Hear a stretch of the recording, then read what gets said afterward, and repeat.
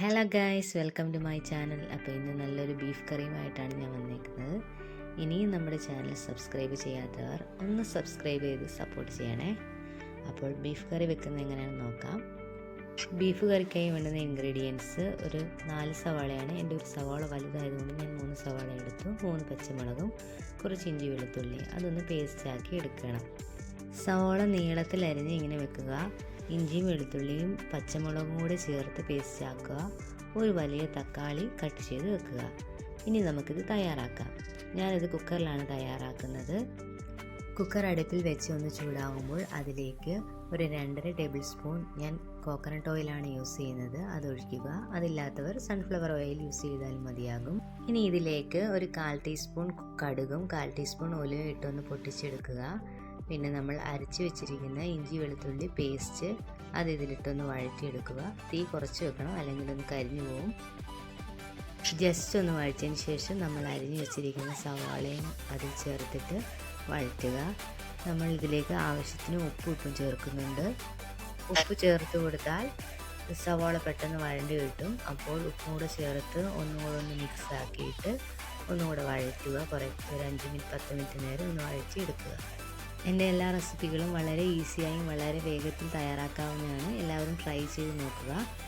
ഇത് നന്നായിട്ട് വഴറ്റിയതിന് ശേഷം ഇതിലേക്ക് നമുക്ക് ആവശ്യത്തിന് കുറച്ച് കറിവേപ്പിലയും കൂടെ ചേർത്ത് കൊടുത്ത് ഒന്നുകൂടി വഴറ്റിയെടുക്കാം. കുറച്ച് നേരം നമ്മളത് ഒന്ന് വഴറ്റിക്കൊണ്ടിരിക്കണം. ഇനി നമുക്ക് ഇതിലേക്ക് അരിഞ്ഞു വെച്ചിരിക്കുന്ന തക്കാളി ചേർത്ത് കൊടുക്കാം. അതും കൂടെ ചേർത്ത് ഒന്ന് നന്നായിട്ട് മിക്സ് ചെയ്ത് വഴറ്റുക. അതിനുശേഷം നമ്മൾ ആവശ്യത്തിനുള്ള പൊടികൾ ഇതിനകത്തോട് ചേർത്ത് കൊടുക്കുന്നുണ്ട്. പൊടികൾ നമ്മൾ സാധാരണ യൂസ് ചെയ്യുന്നത് മുളക് പൊടി, മല്ലിപ്പൊടി, മഞ്ഞൾപ്പൊടി, കുരുമുളക് പൊടിയാണ് യൂസ് ചെയ്യുന്നത്. അതിന് മുന്നേ ഇത് കുറച്ച് നേരം ഇതിൻ്റെ ലിഡ് അടയ്ക്കാതെ തന്നെ വിസിൽ വരാത്ത രീതിയിൽ ഒന്ന് ജസ്റ്റ് വെച്ചതിന് ശേഷം ഒന്ന് വഴറ്റിയെടുക്കേണ്ടതാണ്. ഇനി നമുക്ക് ബീഫ് നോക്കാം. ബീഫ് ഞാൻ ബോണുള്ള ബീഫാണ് എടുത്തേക്കുന്നത്, അതാണ് കുറച്ചും കൂടെ ടേസ്റ്റ് ആയിട്ടുള്ളത്. ബീഫ് നന്നായിട്ട് കഴുകി അതിൻ്റെ ആ ബ്ലഡൊക്കെ ഒന്ന് പോയിട്ട് നന്നായിട്ട് കഴുകി വൃത്തിയാക്കി കുറച്ച് നേരം നമ്മൾ ഊറ്റി വാരി മാറ്റി വെക്കണം. ഇനി ഇതിലേക്ക് നമുക്ക് കുറച്ച് പൊടികൾ ചേർത്തൊന്ന് മിക്സ് ചെയ്യാം. ഞാനിതിലേക്ക് 1/4 ടീസ്പൂൺ മഞ്ഞൾപ്പൊടിയും 1/4 ടീസ്പൂൺ കുരുമുളക് പൊടിയും ആവശ്യത്തിന് ഉപ്പും ചേർത്ത് ഒന്ന് നന്നായിട്ട് മിക്സ് ചെയ്ത് വെക്കുന്നുണ്ട്. ഇത് ഒരു 10-20 മിനിറ്റ് നേരം നേരത്തെ മിക്സ് ചെയ്ത് വെച്ചിരുന്നാലും നന്നായിട്ട് അത് ഉപ്പൊക്കെ പിടിച്ചിരിക്കും. അല്ല അന്നേരം തന്നെ വേണമെങ്കിൽ ഇത് നമുക്ക് യൂസ് ചെയ്യാം. ഇതിലേക്ക് 1/4 ടീസ്പൂൺ ഗരം മസാലയും കൂടി ഞാൻ ചേർക്കുന്നുണ്ട്. ഇതെല്ലാം കൂടെ നന്നായിട്ട് കൈ വെച്ചൊന്ന് മിക്സ് ചെയ്തെടുക്കുക.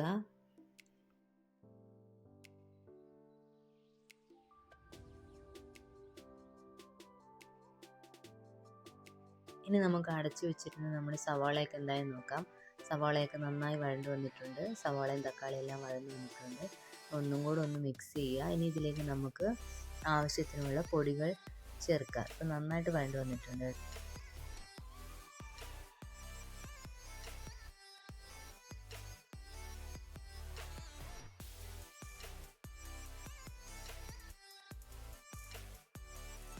ഇതിലേക്ക് ഒരു 1/4 ടീസ്പൂൺ മഞ്ഞൾപ്പൊടി ഞാൻ ചേർത്തിട്ടുണ്ട്.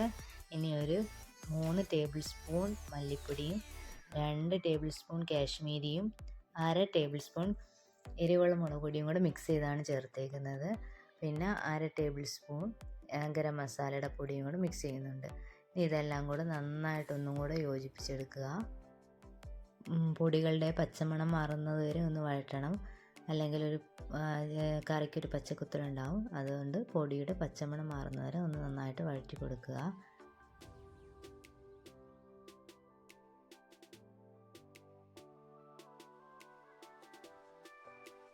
ഇതിൻ്റെ പച്ചമണമൊക്കെ മാറിയിട്ടുണ്ട്. ഇനി നമുക്ക് എടുത്തു വെച്ചിരിക്കുന്ന ബീഫ് ഇതിലേക്ക് ചേർക്കാം. ബീഫ് ഇതിൽ ചേർത്തിട്ട് എല്ലാം കൂടി നന്നായിട്ട് മിക്സ് ചെയ്തെടുക്കുക.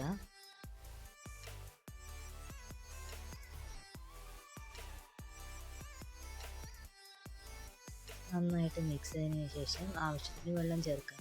ഇതിൽ ഒരുപാട് വെള്ളത്തിൻ്റെ ആവശ്യമില്ല, കാരണം ബീഫിൽ ഓൾറെഡി വെള്ളം ഉള്ളതിനാൽ വെള്ളം അതിൽ നിന്ന് ഇറങ്ങും. അതുകൊണ്ട് കുറച്ച് വെള്ളം മാത്രം ചേർക്കുക. ചേർത്തതിന് ശേഷം ഇത് എല്ലാം ഒന്നും കൂടി ഒന്ന് ഇളക്കി മിക്സ് ചെയ്തതിന് ശേഷം അടച്ച് വെച്ച് ഒരു 3, 4, 5 വിസിൽ വരെ കേൾപ്പിക്കാവുന്നതാണ്.